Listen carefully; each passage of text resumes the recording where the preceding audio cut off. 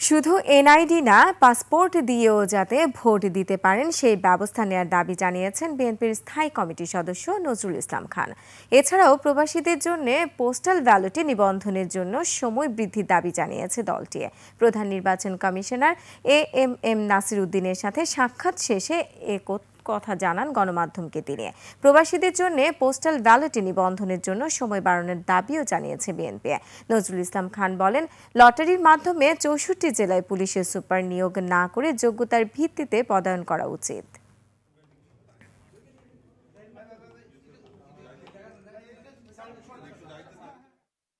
এই যে নতুন করে এনআইডি দেওয়ার এবং তাদের ভোটার করার যে উদ্যোগ, সেই উদ্যোগও মানে সব দেশে এটা হয় নাই এবং এটার যথেষ্ট সময়ও ছিল না যে সবাইকে এনআইডির অন্তর্ভুক্ত করা যায়।